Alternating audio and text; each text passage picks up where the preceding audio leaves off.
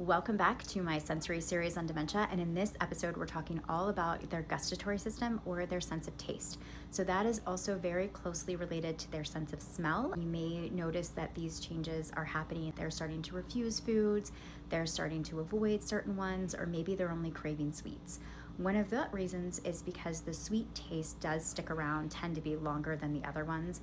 And some of their other non-sweet foods might taste bland, metallic, or just off to them because again their sense of smell or olfactory sense is really tightly connected to their sense of taste.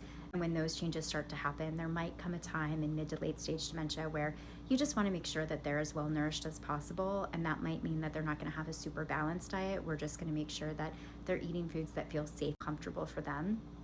Again, because if it doesn't feel safe and comfortable, you're going to end up with a power struggle and a fear. You're going to trigger that fight or flight in their nervous system.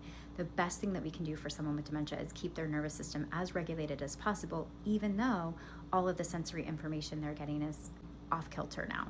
So for taste, you can again concentrate on smell activities at home. I have some of these in my dementia dashboard, so you're going to want to use scents.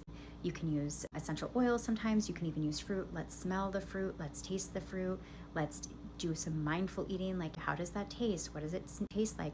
You might even try to get creative and say they like strawberries, but they don't like to eat them anymore. You might can blend them up in a smoothie.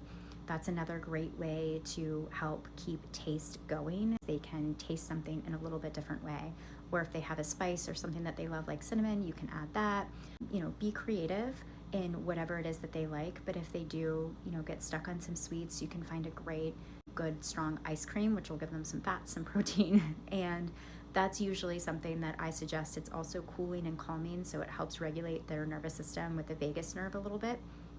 But again, don't think that they're just being picky or they're just being stubborn. Their brain is literally processing information in a different way. So sometimes that means that we have to approach mealtime in a different way as well.